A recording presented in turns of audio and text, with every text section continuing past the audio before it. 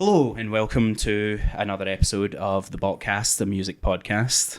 We're going to talk about some music from November and December because it's been a bit patchy. Hi there. Yeah, not as many sort of heavy hitters this month. Few sort of interesting things, but nothing that's blown me away really. But some good records. Good records. It feels like October kind of drained all of the good music out of the year. Yes, like everything happened in very quick succession. Very much so. Very much. Let me get something out of the road quickly then. Right. I'll start us off with something that I kind of just want to address briefly because I don't really feel like I don't want to go too in depth with it because what I've got to say is relatively negative. Okay. But it's not fully dismissive. I still think people should maybe give this album a listen. I'm talking about the new Mount Eerie, Lost Wisdom Part 2. Okay. Basically, Mount Eerie has been in a strange position for a while. Phil Ephraim? You're asking the wrong guy. Elverum. For our listeners at home and for me, you'll give us a little background on who Mount Eerie is. The Mount Eerie is Phil Elverum, formerly of The Microphones and whatnot. He's basically just a singer-songwriter, Right. lo-fi indie type. Right, okay. And he came out with an album a few years ago called A Crow Looked at Me, and it was the sung narrative diary of watching his wife die and having to deal with the death of his wife and being a single father and stuff like that. Merry Christmas. It's not exactly joyous material. It's very, very depressing. But A Crow Looked at Me was absolutely one of the most moving, most beautiful, spectacular albums of, I think it was 2017 it was released. All right, okay. It's a hard act to follow as well because it's such a turning point in an act like that sort of career. Obviously, it's very morbid, very you don't want them to keep going through a dark period. So obviously things are going to change eventually. The follow-up the year after, Now Only, I think it was called, was again different. Still morbid, still like very much sort obsessed with death, with but far more in a more like I'm dealing with it and I'm moving on kind of phase. This is an album that's a sequel to an album they did before called Lost Wisdom that was like done 10 years ago. Right. And it's effectively a collaboration piece, but it's one of those ones where like I knew right off the bat that this album wasn't going for the throat like the other ones. The subject matter had changed significantly and like it's still kind of navel gazing and still like kind of miserable and like sort of not self-obsessed but like kind of lost, sort of stuck in a rut. Yeah, but it doesn't have that kind of transformative beauty of something like A Crow Looked at Me or even a Now Only. It sort of feels like a regression because it's a sequel to a 10-year-old album. It sort of feels like a step backwards musically and thematically, but like then again you can maybe see it as this is just something he's went back to try and embrace a future that makes more sense to him. I don't know. Either way, the album didn't really do a whole lot for me, clearly because I've even forgot who he collaborated with. I forgot who that poor woman's name is. But like it's one of those things like it didn't really land, which is a shame because the past two albums were so special and for like dark reasons, but they were special. This one feels less special. Is there that is becoming increasingly I found more sort of in hip hop you feel, but a sequel to a classic album.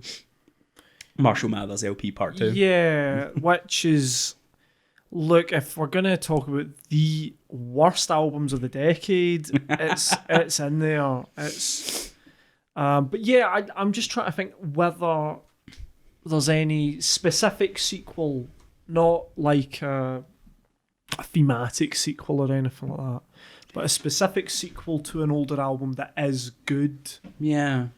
it's something you don't see very often. Yeah, I think it's becoming more a thing. Maybe it's just, pressures to the market.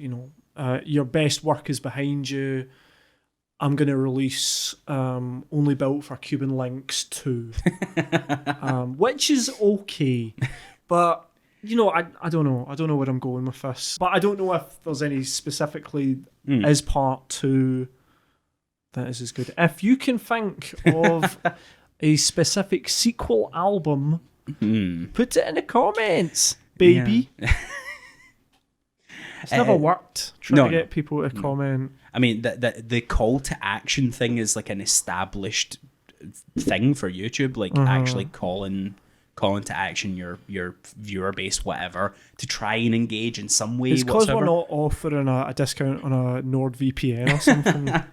God, man, if we had NordVPN money, imagine what we could do.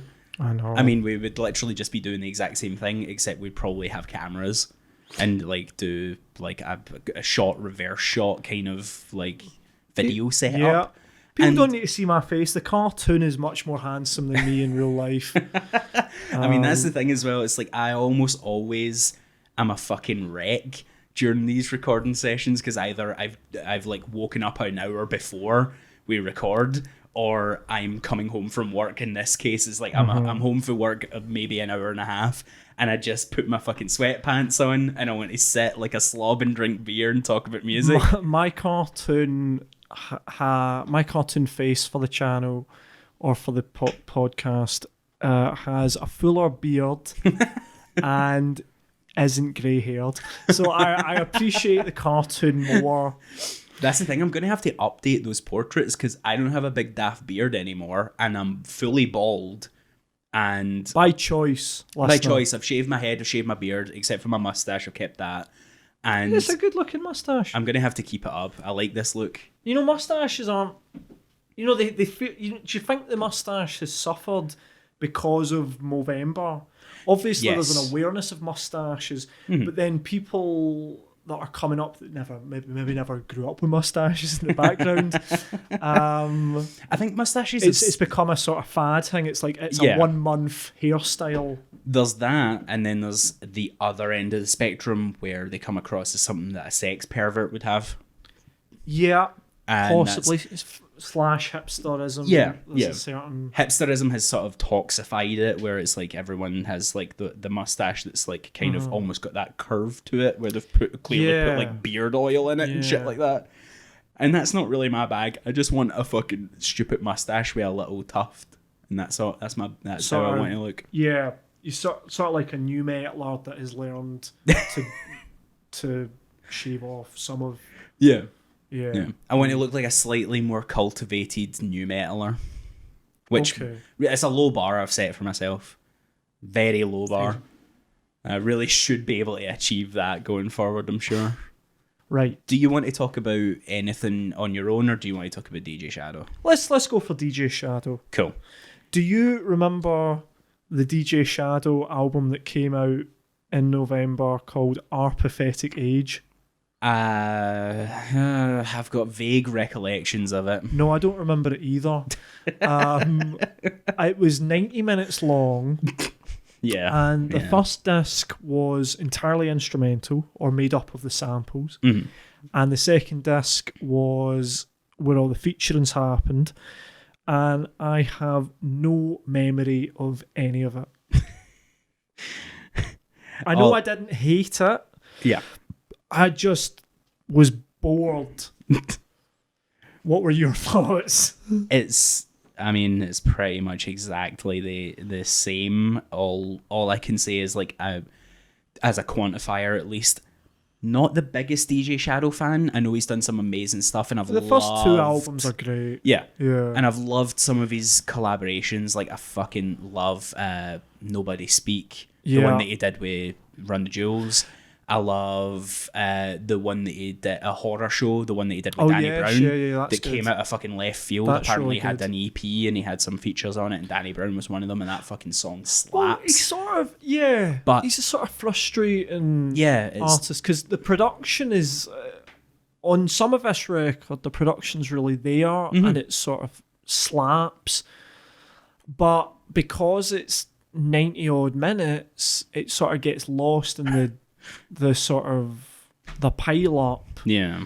And what is good on the record, you very quickly forget. It's just sort of meh. One of the ones that did stand out to me, though, the track, and again, I've already qualified this whole episode as being a little bit more negative than usual, because I'm like in a more negative headspace, and also the stuff that's been released this month and the past 2 months, in fact, hasn't really lit my world on fire. But the one thing I noted down is the song Firestorm. Sounds like somebody tried to score a Pirates of the Caribbean fan movie exclusively with GarageBand loops. It's naff as fuck in a way that makes me think it must be a goof. That was my exact verbatim notes there, because that track stood out as being significantly more cheap and tacky than anything as heard on any like dance album, any sort of electronic album. Okay. It's very naff, very cheap sounding, and that is bizarre considering this guy is like known for his production quality. It's insane. It sounded so phoned in, and maybe that is the result of like 90 minutes of material. Something's gotta give. Yeah. Eventually you're gonna create something that sounds like fucking end of the pure variety shit. Oh dear. Yeah. But that's pretty much all I remember from the album. I have no memory of it. I can see it's on my list of things that I've listened to. Yeah. Listening to the album, it's not like it's unpleasant. It's not like it's grating. No. It's just like, you know that sensation of being on public transport and trying to read a book or something, and you're sort of tired, and you end up reading the same sentence over and over and over again to the point where you go like, I've not paid attention in an hour and I'm on this same sentence.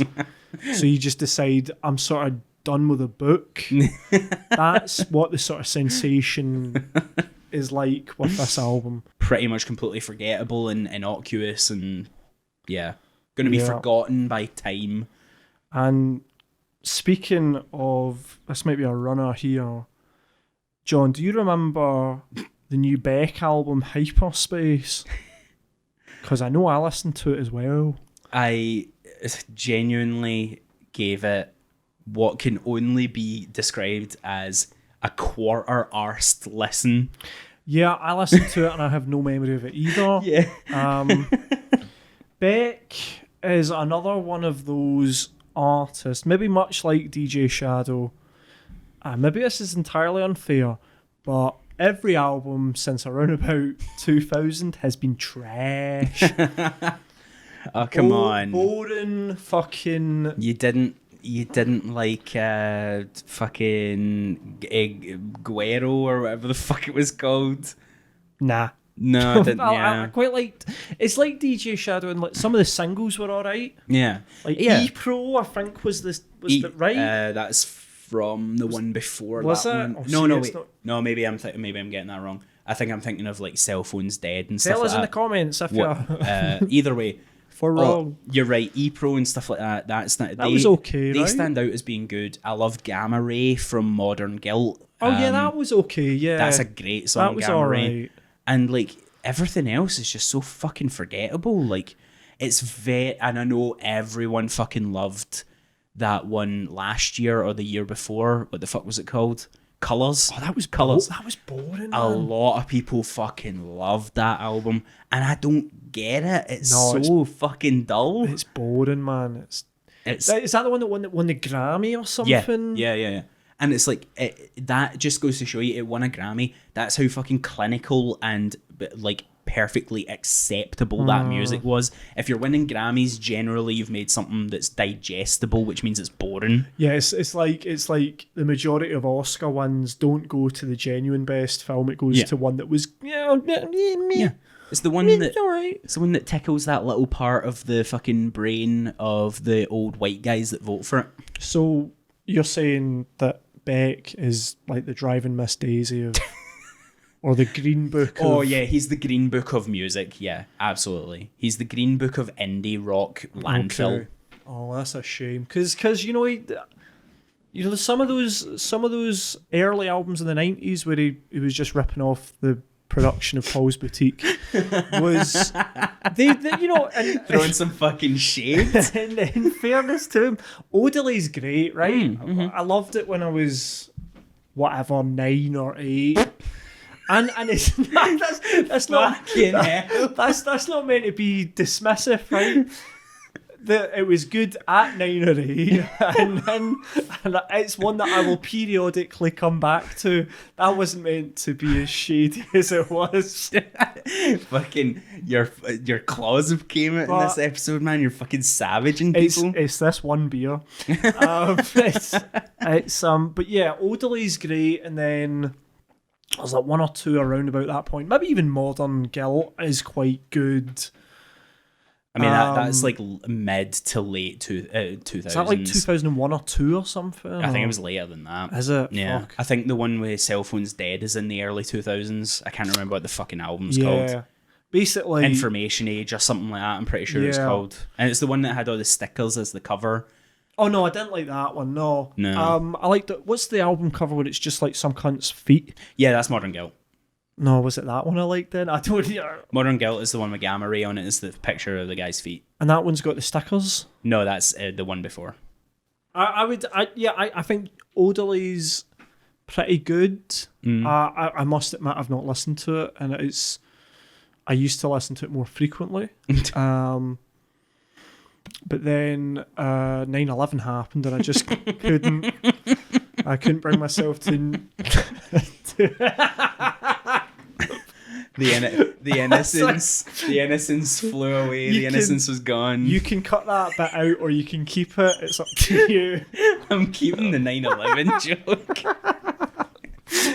What I'm saying is, if 9/11 didn't happen, we would all still love Beck. If you can, it's just like, grow up, Beck. We're living a different time. If you can't love Beck anymore, that means a terrace of one, even. Although, you know, Beck was the first to, you know, like, if we're going to speak about it, because we're at the end of the year. Yeah. Have you heard that fucking, like, I hate having to admit that I now feel old, but have you seen this sort of country and western rap music they have these days? Like, I don't know the song, but you know it's the song, like the big song, right? The song, yeah. I'm gonna take my horse to the... And I don't know the name of the song, right? But that's how it goes. I'm the opposite. I know the name of the song and I don't know how it goes because somehow I've still not heard it. So Old Country Road. Right, so that's how it was sort of... And Old Town Road. Old Town Road. And on Odeley, there is a sort of mashup, isn't there, of I got 2 turntables and a microphone, and then the sort of country western stuff. Mm-hmm. So what I'm saying is that Beck has... Let's go on to the next album. Beck sowed the seeds for the downfall of music, is what you're saying. In some ways maybe, but you know, in 1990 whatever, when I was 9. That was sort of funny, like, haha, it's hip hop and country western music, and it just shows you how far we've slid as a society. Lil Nas X is actually a pretty cool guy. Is that Lil Nas X is the guy who made the song, the big country. Lil Nas X? Lil Nas, I believe his full name, his full given name is Lil Nas X. His Christian name. I don't understand that. It's Lil Nas X, I believe. Like Nas is in Illmatic Nas? Yeah. But with an X. And he's Lil as well, yeah. Lil Nas 10. I'm pretty sure he's Lil Nas X 10, yes. I'm pretty sure that's his actual given name. No, fine. So Hyperspace, I don't remember. Beck. Yeah, listen to it if you want. Here. Or don't. You know what else I remember? What's that? I remember Block Party. You know who You know who used to be in Block Party and kind of still is, and also had an album out the past month, to everyone's bewilderment? The guitarist? No, he's still just looking after his Remember fringe. Floppy? What was his name? No one knows his name because he's just a fringe and a guitar. Kele, on the other hand, Kele has another album out, another solo album, called 2042. And the album title... A year that the world will never see. I mean, yeah, judging by the way things are going, we might not get to 2042. However, it's that album title alone is a political statement.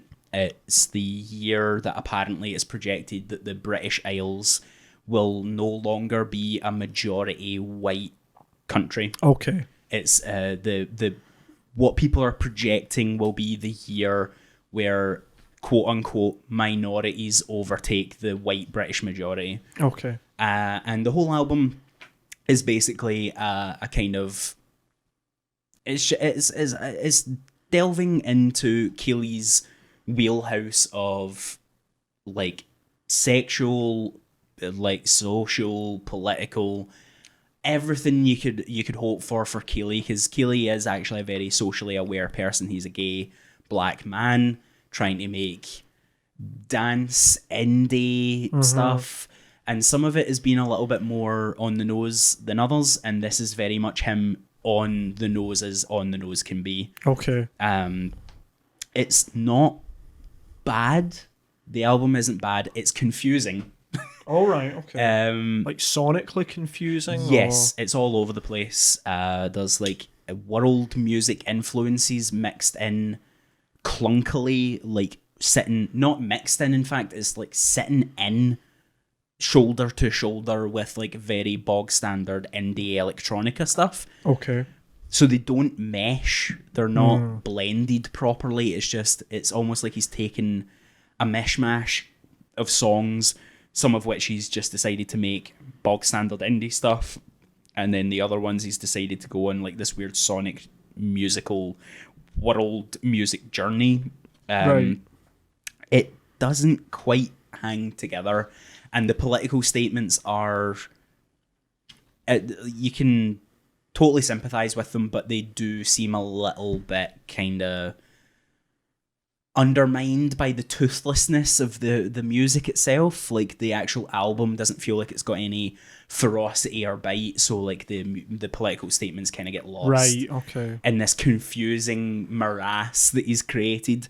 So admirable but messy. So a sort of interesting, flawed. Yeah. And it's made me just yearn for the good old days of Block Party again, because I liked Silent Alarm and I liked Weekend in the City. I like those old Block Party albums. I quite like the third one as well. Oh god, what the Intimacy. Like that's a great album. Like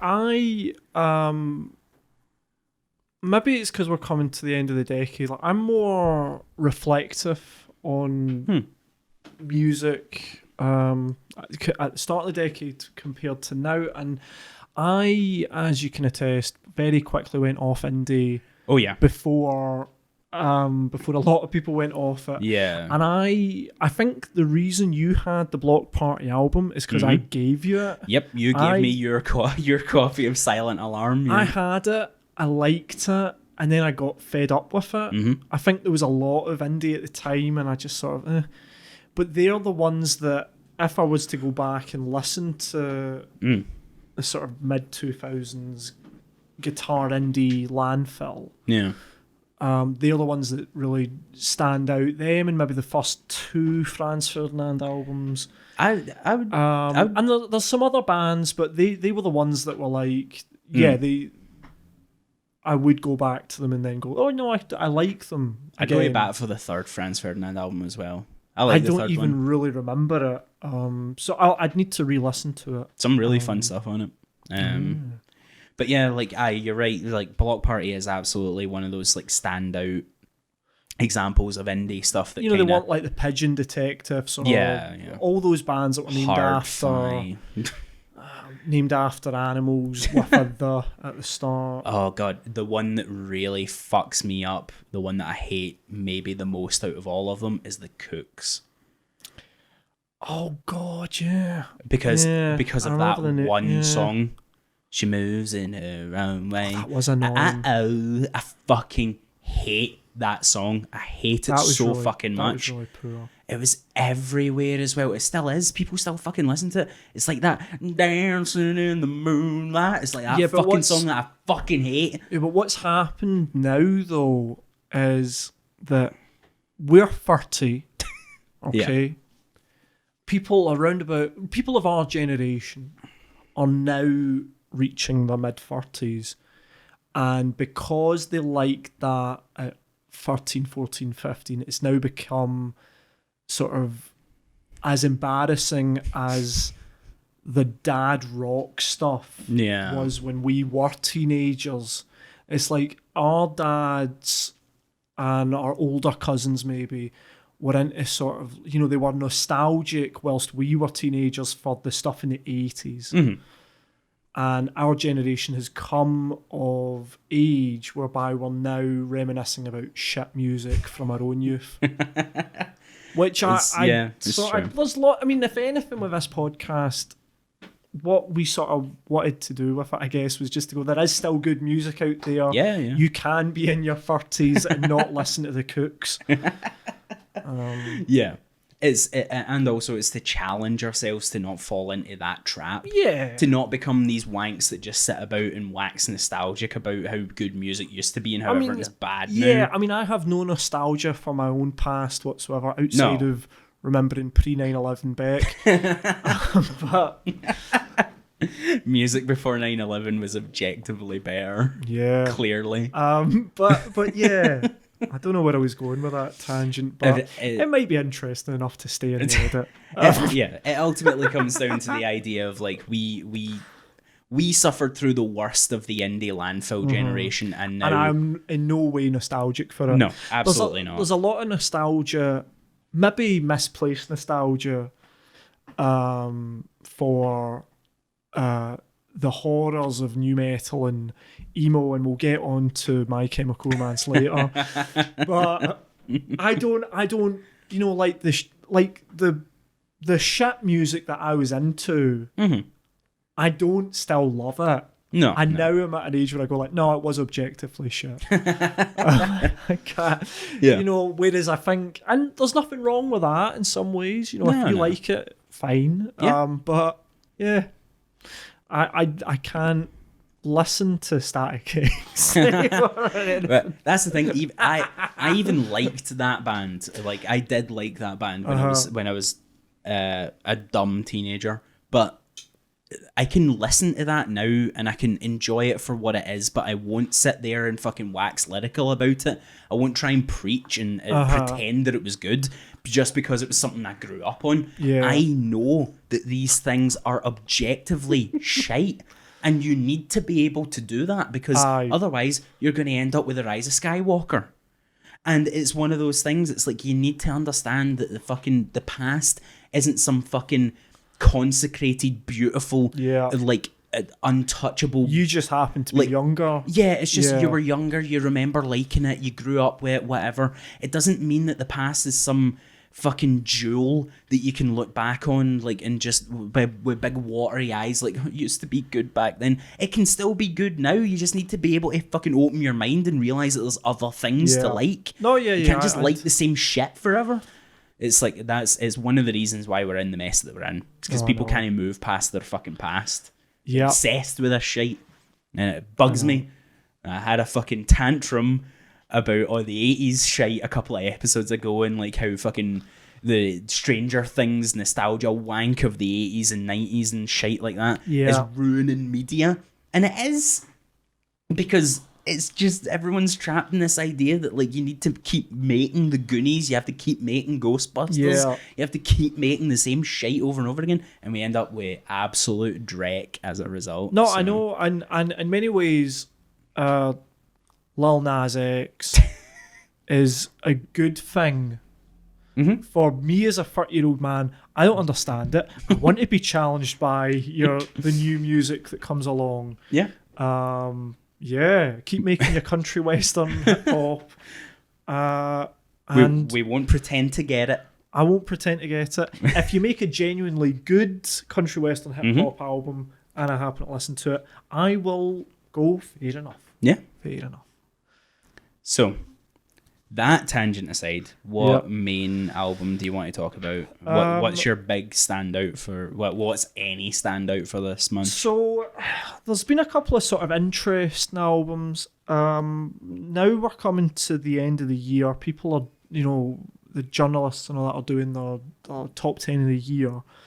And there's a lot of praise going for the new FKA Twigs. Oh, yeah. Magdelene. Sort of ghosty, sort of quite spectral R&B.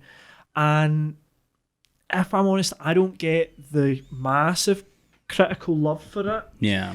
It's interesting. The production's great, and her singing is interesting. But this album, for me at least, feels slightly one note. It's a good album, and I just don't think it's as experimental as the praise it's getting. Yeah, it's okay, but it's sort of it's. If you've not listened to it, it sort of takes sort of some of what Bjork was doing. You can feel her as an influence, and maybe like the XX production stuff, like sort of quite pared back, slow R&B jams, and it's very much a breakup album, and her singing's great, and some of the heartache on it is interesting, but I just was not won over by it. It's good. I think maybe it would work better as an EP, cut down some of the songs if it was like a 4-track, 5-track thing. Then you're okay to have the sort of quite limited sonic palette that it has. It sounds like I'm being really harsh with this record, but it is good. It's just a bit samey after whatever it is, 8, 9, 10 tracks. That's the problem. It's a very worthy album. Yeah, it's admirable and like kind of and pretty. It's very pretty. It's a pretty thing to listen to. It's gorgeous to listen to. It's just a bit hollow. For me. It's one of those albums that I listened to it twice. And not once did anything stick. I'm this exact same. Like, it's very, very pleasant, but it just became background noise. There was another album this month, between November and December, that is I would argue more interesting. It's in the same sort of field. It's sort of quite odd, esoteric R&B. It's an album called Athena by Sudan Archives, and it's sort of, once again, it's sort of more spectral R&B, but it incorporates more various productions. She is a violinist as well as a sort of R&B vocalist. So it's sort of got this sort of nice sort of classical training to it, and the violin work in it is quite interesting, because you can sort of, you can use that in the various emotional states that she goes through on the album. It's an interesting record. I think it's pretty cool. I've not got much to say about it, but I would argue this month, that's the more interesting sort of well-produced strange R&B record. So Sudan Archives, just wins out over FKA Twigs for me this month. So I would recommend. I would recommend both of them, but I would go with the latter for more interesting. Okay, I'm gonna clear my throat for a. It's Coldplay. Everyday Life is my Peg Stinker of the month. Oh dear. Not really a month. It's been like almost 2, but to be fair, this would be a stinker of the year. It's really in there.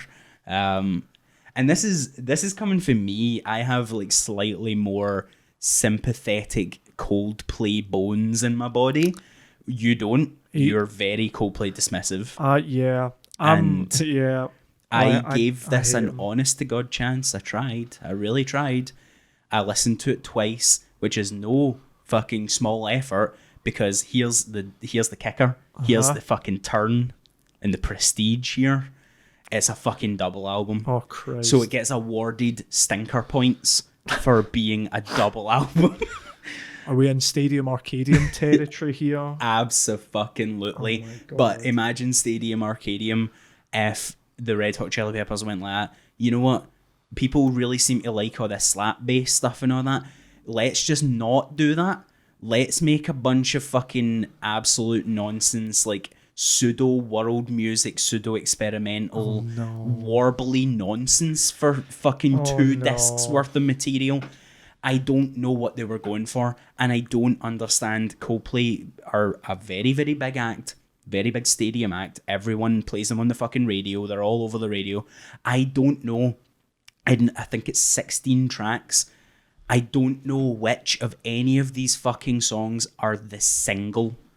None of them sound like standout Nothing hits. jumps out. Nothing. Everything is just one continuous bum note for so long. It's such a long, boring thing made of weird musical decisions that I don't know where it came from. And to a degree, I admire it because it is so fucking dumb and stupid and weird, considering they're so successful and they could have just made money.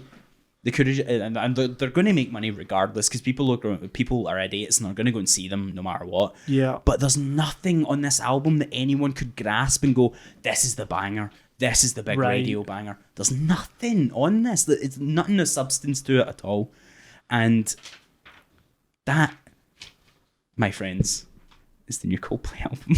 And was that your Pig Stinker of the Month? Absolutely. Solid. Pig Stinker of the Month. fair enough? And yeah, like I said, something of an admirable fucking disaster. Okay. It's like the Southland Tales of music. Except I love Southland Tales and I did not love this album. You can join us on a separate podcast where every month we can discuss why John is wrong about Southland Tales. I will happily make a fucking podcast every month where we have to watch Southland Tales every month and we have to talk about it, because I can watch Southland Tales until the fucking cows come home, whenever that is. If you are the only other person that enjoyed Buffy the Rock and Stifler in Southland Tales, the fucking people won't even know what we're talking about here. Yeah, people don't really know this movie, but yes, indeed. Buffy the Vampire Slayer, The Rock from the wrestling, and Stifler from the Fuck Pie movie. Make a Marxist film about the end of the world. That's it's great. The thing. It's great. It's ruminations on the elite. It's ruminations on the idea of anarchy, and it's ruminations on the infinite, because it's also, for some reason, about two entities having the cosmic handshake. It's not. I want to have the cosmic handshake with fucking Richard Kele, because he made one of my favourite movies of all time. Well, that movie's called Donnie Darko, and he also made Southland Tales. Take that, Richard Kele. Oh my god. No, it's... What a buffoon Richard Kele is when you think about it. Like, how the fuck did he fuck that up? Everyone loved him. Donnie Darko basically gave him infinite amounts of positivity in the world, and he managed to bleed it dry in 2 movies. Well, that's what, everybody, sort of young indie director is like, well, let's give him a chance. And it's like, well, this is a weird film. As soon as anybody, when their film comes out, as soon as anybody goes, you won't really get it until you've read the graphic novels that I've also written before. It's going to be a piece of shit, right? I can't deny that it is a piece of shit, but it's my piece of shit. Fair enough. If I was going to argue there's a terrible film that for whatever reason I love, Yeah. it would be Guy Ritchie's Revolver. Oh, really? It's so bad. Okay. But there seems to be something going on in that film. Maybe, basically the film is what happens when you take too much cocaine and then you talk about like Eastern philosophies like, oh yeah, and gold is a colour and green is a colour and everything is colour coded in my film. It's so dunderheaded and bizarrely made that there's something fascinating about it. Maybe we'll start a separate podcast where we talk about films that are fascinating but ostensibly bad. Yeah, fascinating disasters. Yeah. Like, I remember watching Revolver on your recommendation and thinking, I don't hate this. And it wasn't anybody listening, it's not a recommendation, it's just like, watch this film, what the fuck's going on? You've got to see it because there's something here. The police are just driving past because we were both in praise of Southland Tales and Revolver. It's unprecedented, and I would love to talk about it more, but unfortunately we've got to talk about the new Cattle Decapitation album. Yeah, alright, okay. Is this your album of the month, John? No, it's not mine either. Yeah. Cattle Decapitation Death Atlas is an album about how fucked we all are. Yeah. And that is totally, I'm vibing with that right now because we are all fucked.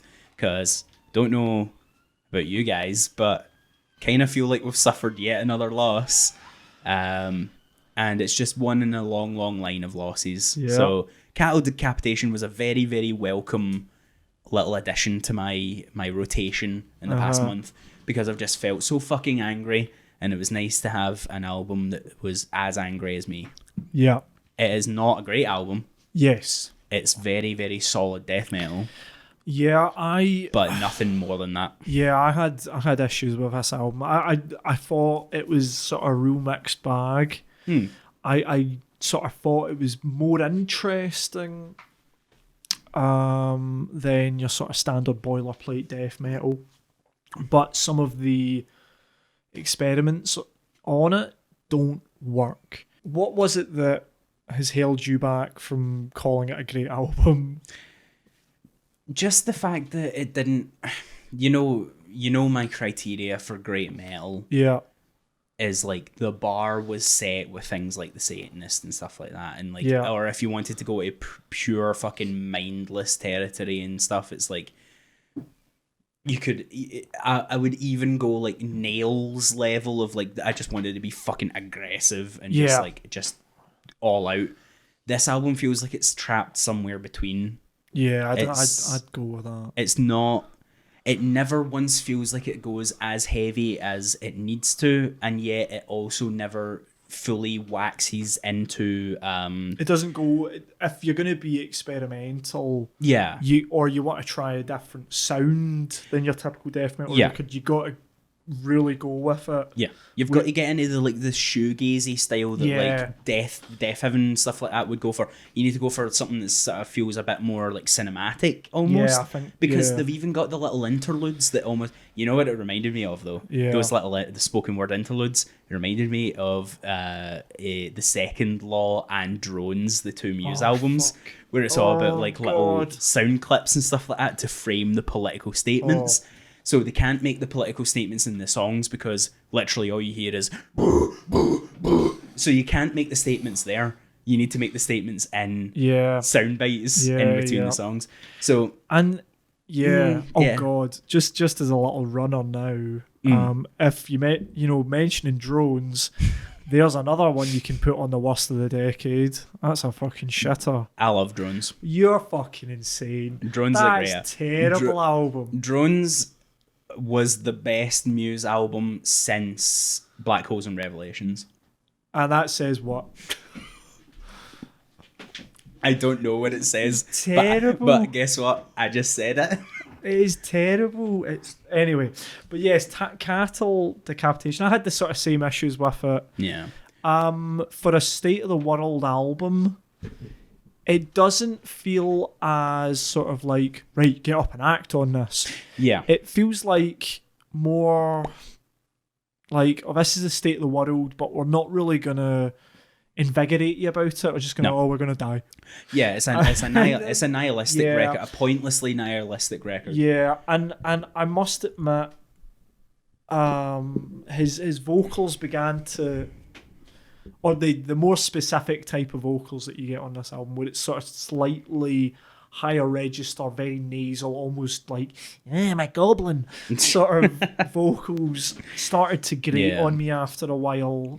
It's decent death metal for what it needs to be. Yeah. It was a very, very good way for event over the past couple of weeks. It was just it was one of those cathartic albums, along with another album that we'll talk about in another episode. Right. Unfortunately, it's just another one of those albums. Is there anything else that you want to... There is one more before my album of the month. Speaking of experimental metal, there was a new album by Liturgy called HAQQ. It's black metal, not death metal. It's black metal, American sort of black metal, and it's sort of more in the vein of sort of death heaven.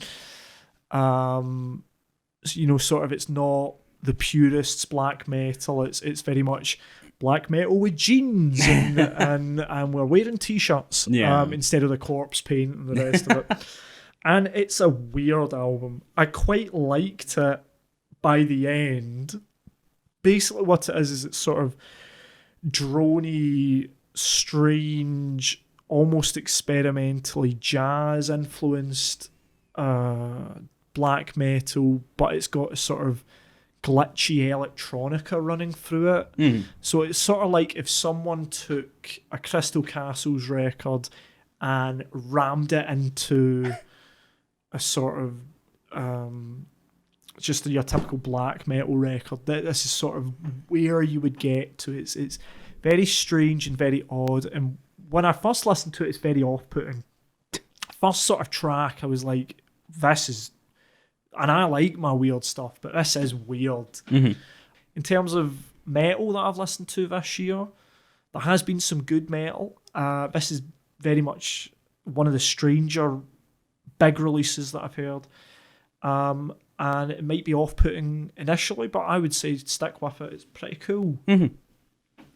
I mean, I gave it a couple of listens as well, and it was like one of those ones where I know for a fact it's going to grow on me. Yeah, I know it will. I don't really have enough opinions formulated on it right now to really. All I know is that in the opening track, there's definitely blasts of what sounds like fucking recorder all over it. Yeah, and immediately I was just like, you're sort of okay, this is going to take a little Shadow bit. Schultz, Peanuts, Christmas. Yeah, it's like somehow they managed to throw that through an angry computer, and that's what came out. And yeah, it's going to take a lot more ruminating, a lot more lessons, but it's there's definitely something there. There's something to chew on there. It is definitely experimental music. It's a bit like the Shoo album this year, which I know we talked about maybe in the first one of the year. You I don't think were initially into. First real episode of the year we talked about it, and you were very positive about it. I've become less positive about it as I've listened to it more. You were trepidatiously positive, where you were like, you appreciated the experimentation and you appreciated the aggressiveness and the dark tone and stuff like that. Yeah. And I'm like right up there. Yeah. I'm like at the point now where I'm like actually a shoo mark. Fair enough. Almost overnight. Don't know what happened. Something just clicked. It was that election. It's just fuck this. It broke my brain. It broke your brain. It broke my brain. Like, how can people vote this way? And then you got into shoo. Yeah, so there it is. If you want to get into shoo, have your entire ideology crumble around you. And you never know, maybe you'll be into it. Maybe you'll get into it, because you know what? That album, Girl with Basket of Fruit, it's a fucking killer album. It's a good album, isn't it? Really good. Yeah. So that's sort of all the ones that I want to speak about outside of my album of the month. I've got a very strong feeling you and I don't have the same album of the month, so I'll just say mine out the gate. Well, in fact, I'll give an honourable mention just now, something that I don't really feel like I gave enough time to, but I do want to give a little bit of a nod to.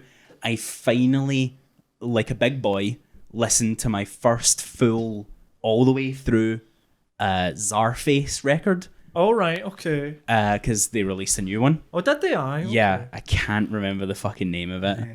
The odds are against us is what it's called. Okay. And never, I quite great enjoyed with it. Titles. Quite enjoyed it. I quite enjoyed it. I thought it was cool. perfectly acceptable, like kind of just sort of very lo-fi sounding hip hop. Fair enough. That blended nicely into the background while I was playing World of Warcraft. Yes, that's how low I am right now as a person. I'm so miserable and depressed. I got back into World of Warcraft. That's how sad and tired I am. Well, when the World of Warcraft resembles more of a cohesive reality than the real world. Yeah, like at least Bane and Jaina are talking. They're on talking terms, and the world makes sense. And in the real world, nothing makes sense, and everything's terrible. So there we go. Yeah. But yeah, on to my album of the month. I really enjoyed Have a Nice Life, Sea of Worry. Oh, right, okay. Have a Nice Life is a band that I've liked for a long time, and of course I'm a big Giles Corey mark. And one of the main guys from Have a Nice Life is Giles Corey. Okay. This album is significantly less navel gazy and sort of just straight up like kind of miserable as their other releases. I actually listened to it. Really? I have listened. Okay. I did listen to it, but I didn't include it in my list this month. I didn't think you would have. But I liked it. It was pretty cool. Yeah. I think it probably is just my predisposition. Yeah. To this band because I really, really like Death Consciousness. Yeah. I love Giles Corey's Self-Titled, and I think that vibe, again, because of how fucking miserable things have been recently, I think Sea of Worry just sort of clicked because it's not 100% miserable and navel-gazy. There's something a little bit more energetic. Yeah. Something a little bit more eclectic in it. It's got it's got these weird sort of 80s goth rock influences across it. It's sort of like The Cure almost. It gets genuinely kind of sort of post-punky, like a little bit sort of new romantic-y, like gothy and stuff like that. I thought it was pretty cool. I liked all sorts of cool stuff going on in it, but of course, in classic Have a Nice Life Giles Corey fashion, the last track, the big fucking 12-minute one, Destinos, has a big vocal sample from a crazy preacher type who's talking about Satan and stuff like that. Yeah. But it builds into this weird, like, sort of layers and layers of vocals underneath that reminded me a lot of the Giles Corey Self-Titled, and like I believe that sort of atmosphere that conjured up just sort of that solidified my belief that this is genuinely going to be like one of those albums I'll keep coming back to. Yeah. A lot better than a lot of people were giving it credit for. Yeah, it's sort of got some real middling reviews. Yeah. And I quite liked it. Yeah. Like, I heard it before I saw the reviews of it, and I was like, I don't know if it's that. Yeah. Like, I didn't include it in my list, but it was there until... It was basically just like I had too many albums that I'd listened to, so I was like, well, I'll talk about some others. But I really liked it. I thought it was pretty cool. Yeah. But yeah, it's a very strong entry into the year of stuff, but also at the same time, I'm like, I know for a fact it's more just about me and my personal preferences just now. This album, as much as I like it, I understand why people don't like it. Yeah. I guess I understand why people don't like it. It's just, I thought it was good. Yeah, cool. And it is, unfortunately, my album of the month, and that really, in some respects, speaks to how like thin on the ground a lot of releases have been. Like, there's been not a whole lot of stuff that really has been able to contest with it. We've had some real killer stuff in the past couple of months, and this is the standout album for me. And like some people, that make people's fucking heads spin around. But no. So what's your album of the month? My album of the month, it's a metal release. Okay. It's just a fucking kick in the head. I love it. It's The new album by Blood Incantation. Okay. Hidden History of the Human Race. It is sort of... Remember we spoke... there was a band a couple of episodes ago, like Tomb Mold. Yeah. Canadian band. Very much sort of similar themes. Sort of alien visitations and sort of dystopian future. But this band, Blood Incantation, they're American. And this album is just great. This is... First, it's so sort of strange and experimental, but it sort of works. Okay. And they do that thing that, for me, Decapitation didn't do, where if you're going to bring in different sounds, you got to go really full-hearted into it. So there's moments on this album of where the guitar sound, unusually for death metal, is very clean. It almost gets psychedelic at certain points. It is ambient at certain points in the record.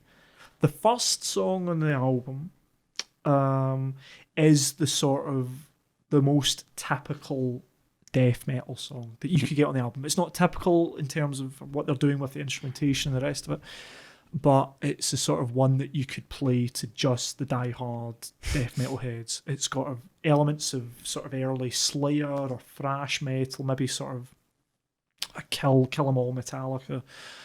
And then after that, every subsequent track, there's only 4 songs on the record, gets stranger and weirder. The second song brings in sort of more Middle Eastern instrumentation, and the playing gets unusual, and it's when it wants to thrash and go a mile a minute, it will. But when it wants to take a little softer, a little more meditative, it will do that as well, to the point where the last track is 18 minutes long. Jeez.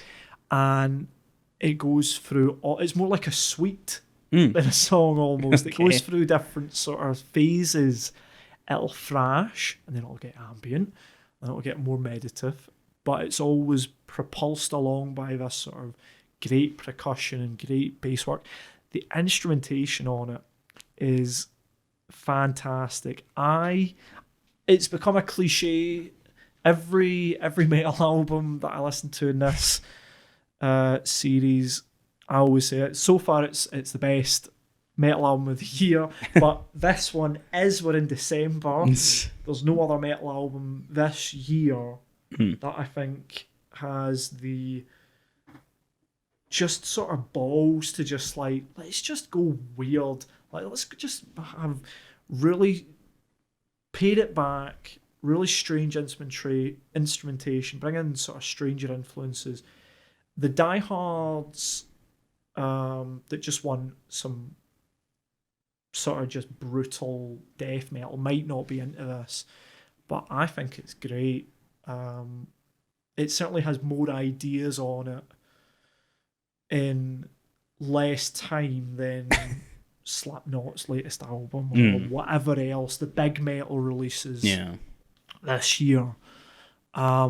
Yes, great. Well, there we go. Okay, we're doing the Bok Club bit now. And I'm calling it Bok Club from now on because it just occurred to me that Book and Bok are literally one letter away. Right. So, so you were tasked with My Chemical Romance's The Black Parade. Okay, so it was always going to be difficult to follow Toilet by Clowncore.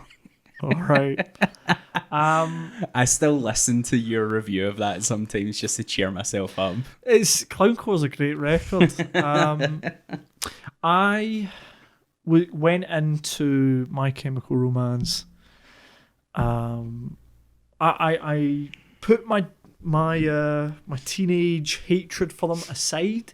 I was like, you're going to listen to this fairly, and you're not going to go in with any preconceptions. And I don't love this album. But what was interesting, for me at least personally, was how this album aged me. Because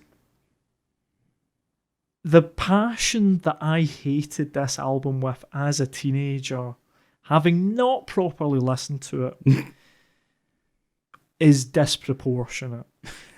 Or maybe it speaks to youth in general. Yeah. The passion that I hated this album I never heard as a teenager pales in comparison to the passion I love for the albums I love 14 years later. The production is better than a lot of the albums of its ilk produced in the same era. Mm-hmm. You know, I think my problem and a lot of people's problem with My Chemical Romance at the time was that they were always in the same field as the metalheads in some way. Yeah. And metal production at the time, mid-2000s, looking back on it, mostly it was terrible. But the production on this album is better because I think it's been produced as a pop rock record. Mm-hmm. And that's what the band were.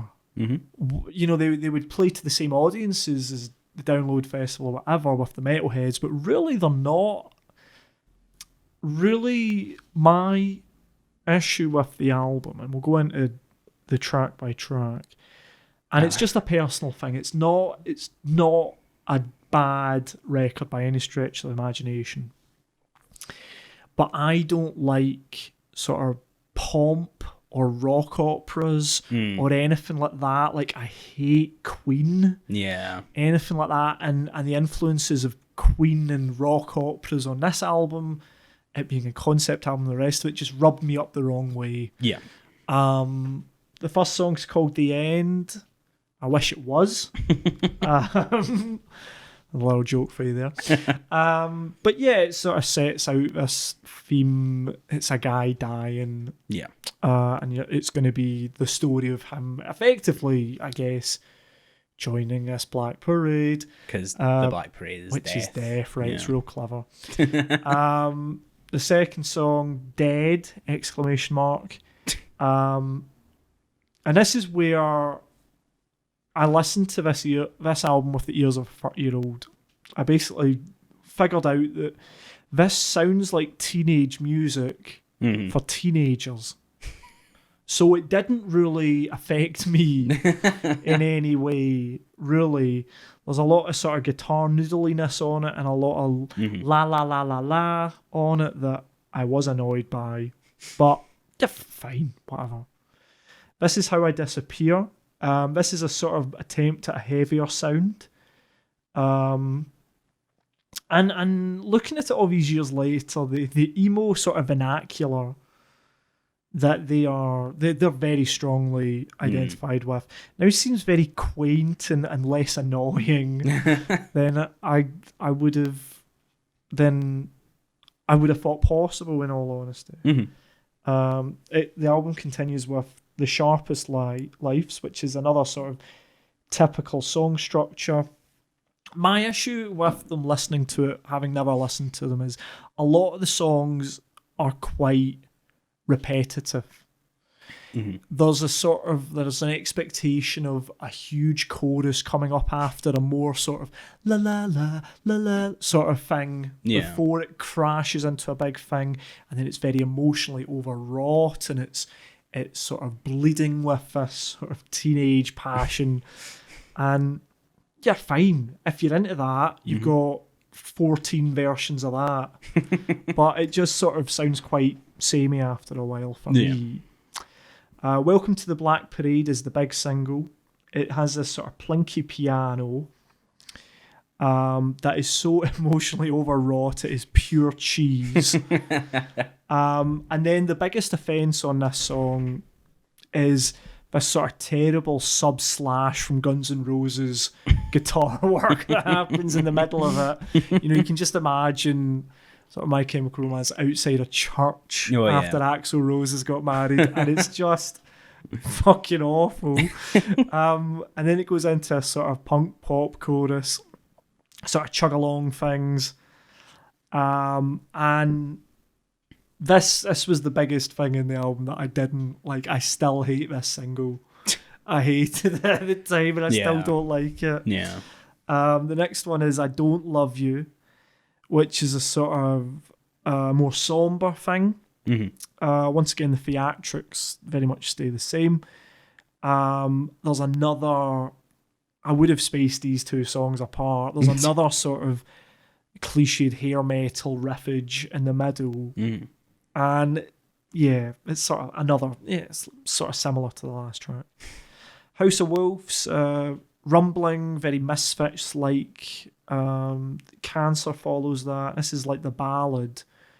And his pronouncing of typically the last word of the line, I noticed, is you know, he comes to the final word of the stanza or whatever. That's beginning to grate on me by this point in the album. Yeah, he knows how to wrench syllables. Yeah, it feels very much like... Here it comes, and it became quite annoying.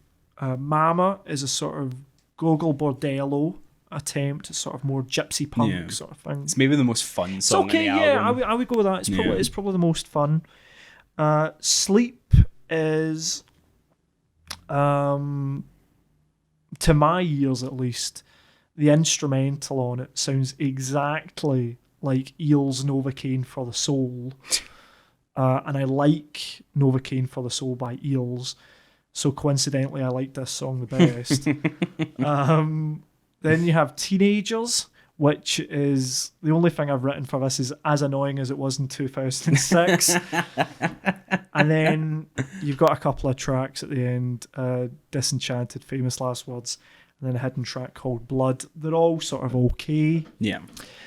I don't know how I felt about this record. Like, it was always going to be a tough sell for me. Yeah. I was going in, as much as I say I was going in, I had a history with this record of not liking it. But looking back on the time and this album, I don't know where that teenage hatred came from. It's just not a pop rock record to my tastes. And in some ways it's sort of like the end of an era. And in some ways it's quite bittersweet. This is not on the record, but just how it made me think about it. When you think about sort of tribes of British music fans, sort of that, emos were sort of like the last one, really. Yeah. It's like as soon as, you know, YouTube sort of became a thing, you were not having to go to record shops or sit outside Virgin Megastores or the Gallery of Modern Art in Glasgow to meet everyone, and it then went online more. Yeah. So, and this is not anything to do with the record, but it sort of made me think like quite nostalgically about my own youth. I was not an emo. I was a metalhead snob. But, you know, all of that added up. I didn't hate the record. There's a couple of sort of quite sort of nice poppy rock stuff on it. But I won't be listening to it again. I expected that, because it is pretty much.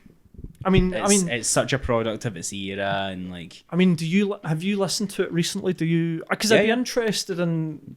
You know, do you still? What did you like? What did you like about it? Or what do you still like about it? It's. The thing about it is like. It was so heavily driven by crying, crying, like just general fucking teenage kind of like bullshit at the time, and also just it was really up there with like I was getting mad into like old Blink-182 and stuff at the time. Like I was really into the sort of more emotionally raw, pop punky, like sort of slightly more. Slightly more melancholic. Yeah, like that kind of stuff I was more digging, and like I appreciate the scale that the album's trying to tackle, but But yeah, in terms of like the emotional like impact of the album, it's definitely weaned away over time. Okay. There's absolutely nothing in it now that feels emotional to me when I listen to it. Yeah, I mean, When I feel I still feel like it's a pleasant experience to listen to for the most part. But again, that's just because of residual memory. It's not like I'm sitting there thinking like, oh, like Famous Last Words is like genuinely like it's going to be like my death song or something like that. No, nothing like that. It's just I can still see it for something that's kind of cool. And what I came out of the album thinking was, like I said with one of the earlier tracks, is that it is teenage music for teenagers. Yeah, and there's nothing wrong with that. Like, I can imagine the way it spoke to teenagers in 2006. If you were listening to this now as a teenager, it probably still speaks to you. Yeah. And probably you would love it. Yeah. I'm just 14 years past the age that it would have appealed to me. Yeah. And it's fine.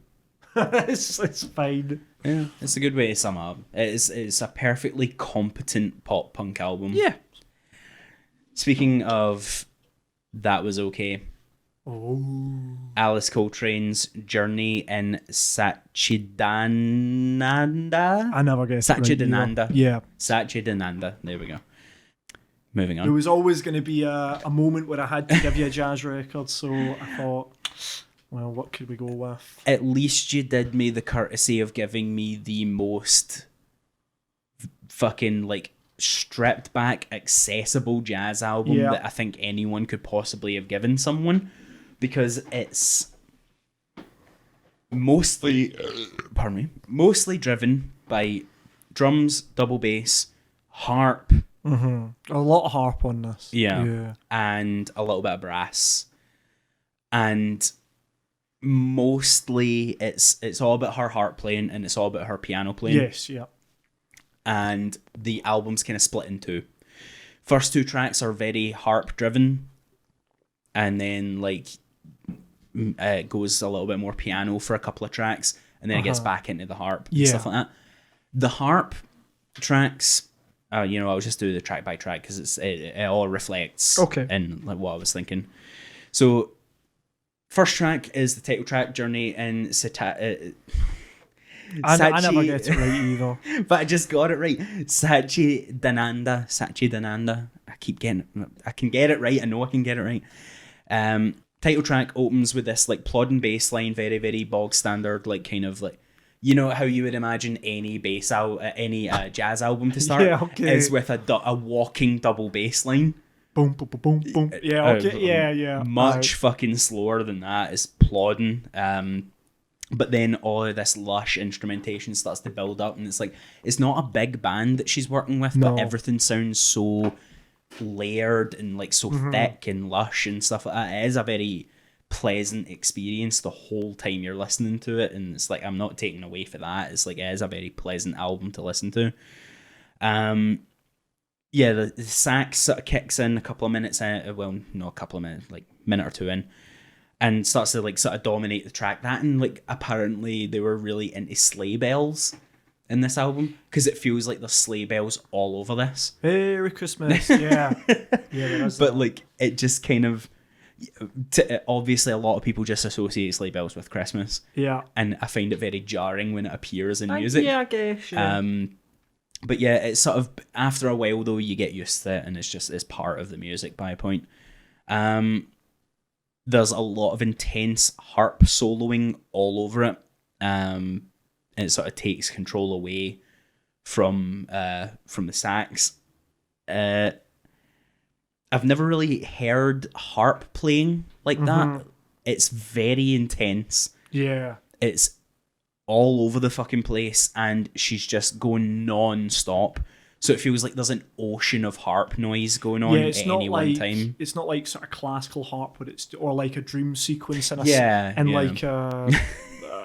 an 80s sitcom. Nothing as delicate as that. It's going constantly, pretty much. It's like a drone of harp. Yeah, which is another thing that I thought, well, maybe he'll get into this. Yeah. Because I can totally get that. Like I really, really I think I appreciated the harp tracks more than the piano-led tracks. Because we've not mentioned drone metal in this episode. So. No, exactly. We've got to talk about the fact that drone is really up our alley. But yeah, it starts really, really strong with that track because it feels like it sort of incorporates everything that you're going to want from the piece.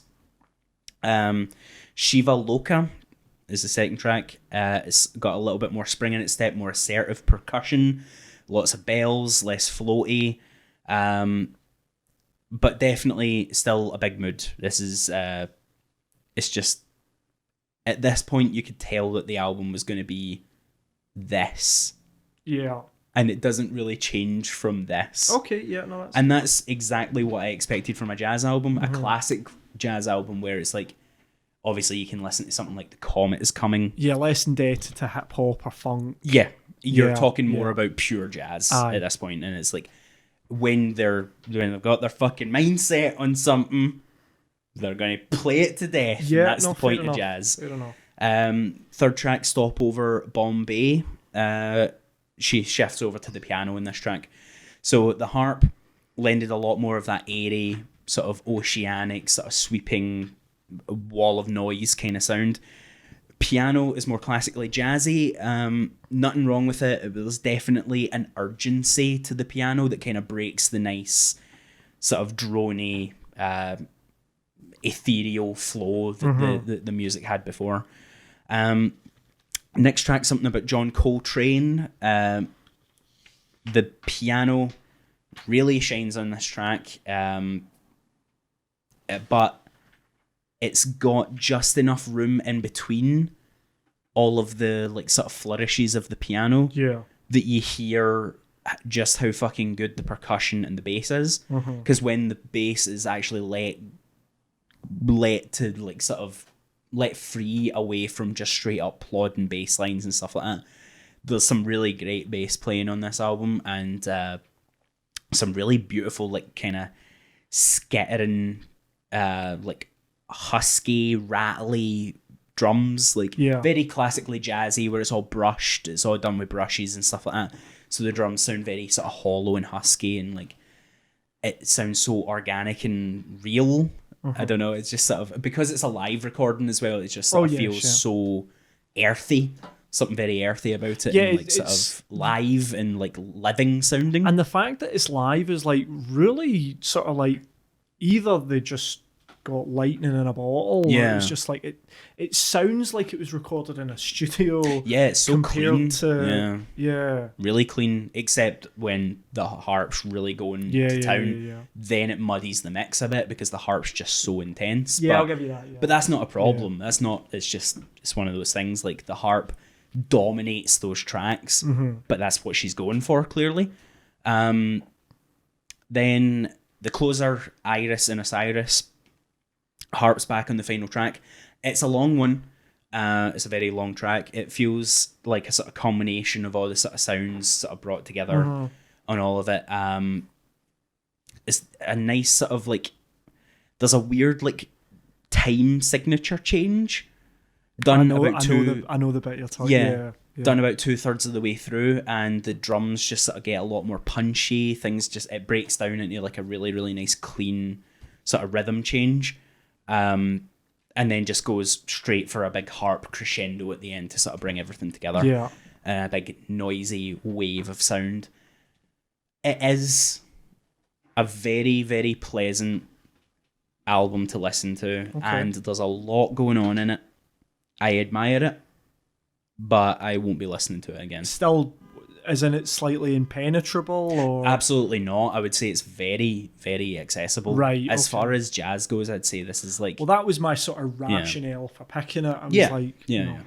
But unfortunately, as a result of it being accessible, it also kind of feels like it doesn't challenge you. Okay. In any way. It's very much like... It's a very passive album. Okay, yeah, it's like, I think because on the album it says sort of to listen to best, lie back. And, yeah. So yeah, I give you that. Yeah, that's fair. Not a negative. That's absolutely not a negative. It's just, however, it's not going to be It's not going to be something I revisit because I Yeah. feel like I've got everything out of it after 3 listens. Okay, yeah, fair enough. And that's not, it's one of those things. Unfortunately, jazz has, I feel like jazz has almost been tainted by how fucking good, especially brass players these days. Brass players are so good these days No, that it's almost tainted old jazz because people have made sax sound like sax has never sounded before. No, yeah. That, People have brought in all sorts of different weird instrumentation. I was watching a band called Moonchild recently. Oh, right, okay. And they had flugelhorn and stuff like that in it as well. Brass instrument I'd never fucking heard of before. It's just in there. Fair enough. And it's like, and these people were like moving from piano and playing the flugelhorn at the same time. Okay. To then playing flute and then immediately going and playing the acoustic guitar. Cool. They were playing Alright. all of these things and there's like only 4 of them in the band or whatever. And it's like jazz has came so fucking far. Yeah. So far. It's definitely had a resurgence in the last 10 years. And The sun's a interesting. Kemet exists now. yeah. So you don't need anything The else. comet is coming. Yeah. Yeah, exactly. There's Okay. jazz music that fucking gets you, it like grabs you around the head and shakes you. Yeah. And this album isn't about that. But that, again, not a bad thing. It's just not something I'm going to go back to. Fair enough. So maybe in a year's time we'll leave a jazz record and I'll give you something slightly more challenging maybe. Yeah. Okay, fair enough, yeah. Something borderline obnoxious. Okay, yeah, okay. Oh, phone my dad. Dad, what's the most annoying jazz record? But It's good. But roundly a very nice album. Okay, cool. So Shall we give each other an album for the next time? Because I've been this one I think might be more interesting because it's more of a philosophical question than we've had before. yeah. For the book club, or the what are we calling it? The BoK Club. For the BoK. Apparently we're calling it the BoK Club for now. the BoK Club, the next album I'd like you to listen to is an album called Floral Shop by Macintosh Plus. Oh no, Vaporwave. Now I was thinking about this, right? Because we've come to the end of the decade, Okay.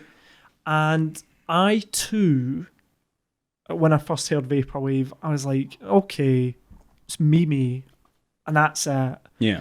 But I was looking at these sort of musical theory and music, sort of more philosophical takes on music of the last decade. Yeah. And there's a lot of writing, quite serious philosophical writings about Vaporwave, which I found interesting, and I read a couple. Basically, the idea that a lot of people have with Vaporwave, whether it's accidentally philosophical or whether it's picked up on something on from the culture. There is a writer called Derrida, sort of famous French philosopher. Yeah. And he came up with this idea of hauntology. And to give you a brief idea of what I get about it is it's in a book called The Spectres of Marx, and it's effectively is that living in a consumer society, we're at a point where we're haunted not only by the past, but the products of the past. And this is then taken up by another writer called Mark Fisher, and he had this theory of lost futures. Okay. And he and others wrote a lot about Vaporwave because what it effectively does is it takes the sort of consumer junk of the 80s and the 90s, but there's a strange strain of melancholia to it. Okay. So I read this having not listened to Vaporwave in years, and then I listened to this album and I got it. I was like, this is interesting. So the reason I'm asking you to listen to this album, you might have listened to it before, but just tell me whether I'm fucking crazy or not, right? Listen to this album and tell me, is it A, more philosophically nuanced than you initially thought? Is it B, a meme? Or is it C, both. I would go with C. Yeah. I think it works on a memey, annoying level, but there's something strangely melancholic and sort of quite sad and longing about the record that I didn't expect. So maybe what to do is listen to the album once, then watch there's a couple of YouTube videos about the philosophy of vaporwave, like 10 minute sort of things. Watch those with that in mind, then re-listen to it and tell me whether I'm just fucking nuts. It's something I've had slight exposure to, is the theory. I have not listened to anything beyond the song that gets used from this album. Yeah, 420. Yeah. It's a great song. It's a great song. And because it is so prolific amongst like meme culture and stuff like that, I just automatically dismissed it that as was being my like, thing as well. Like, but like the theory videos do genuinely give a little bit of it. It ties intrinsically with the Dead Mall series. Yeah. It ties intrinsically with that as like you being able to walk through and actively experience the dying of old and neglected parts of commerce and capitalism. Yeah. Like, because we are the children of late capitalism, so this is our music now. And like, this is what we get now. And that was, like, I've been listening, like, I haven't listened to it since it came out, and you'll just listen to it as a joke in 2011. But I've found I've listened to it like 5 times, 6 times maybe in the last week. Okay. And I'm like, there's something I'm getting from this. Okay. And I don't know whether I'm picking up on something in it, or whether I'm just older and I just feel more dissatisfied with consumer culture. I don't know. I'm thinking, I'm actually, you know what, I'm going to go for it. Hall & Oates, Abandoned Luncheonette. Hall & Oates. Okay. It's an album that I know of purely because my mum is really into Hall & Oates. Okay. And she started playing Hall & Oates stuff when I would go up. In the past couple of years, I've sort of found myself hanging out at my parents' house, just sort of drinking a little bit of gin and just sort of like they listen to like music from their past. I listen to music that's now, and like I've been trying to expose them to more stuff. They've been trying to expose me to older stuff. And one of the things that my mum played, amongst many other things, is like Hall & Oates are fucking great. Okay. There's some really great Hall & Oates stuff, and Abandoned Luncheonette is like my mum's favourite Hall & Oates album. So I gave it a listen. There's some genuinely amazing instrumentation on this album. Like, there's moments on Hall & Oates' Abandoned Luncheonette that sounds like fucking smooth as fuck prog to me. Okay. It's dense. There's parts of it that are genuinely dense. It's a very mellow album though, so it's not exactly it's not anything you're gonna like really, really dig your teeth into. It's not anything crunchy, but it's just a great sort of soft as fuck kind of rock, like soul-y kind of ballady pop. Okay. Like singer-songwritery, even vaguely folky. There's influences of everything in it. There's like, I'm interested. It's very, very much what you would expect from a Hall & Oates album. Okay, cool. Yeah. I'm up for it. I know like the singles. I know like some of the singles, but I don't really know anything about Hall & Oates. Okay, cool. All right. So that's it. Yeah. That's it for a year. Yeah, the whole year's done, and we're gonna welcome you into the next year with our rundown of the best albums of 2019 and maybe a little reevaluation of our 2018 lists, because I know that's something we've been meaning to do. So have a fantastic end of 2019. Yep. And don't let the bastards grind you down. We will get through this together. Things will be okay. Yeah, it has to get better because it can't possibly get any fucking worse, can it? So here's to mediocre to okay 2020. I'm hoping for good. I mean, we're not going to get good, so we might as well hope for something realistic. Aim for mediocrity. Yeah. And then maybe we'll be happy by the end of the year. Yeah. Don't go in with hope. That was the problem with the election. We had hope there would be change. Exactly. Go into it imagining the worst and you might get something better than that. Yeah, fair enough. That's our advice. So have fun. It's going to be great. Bye.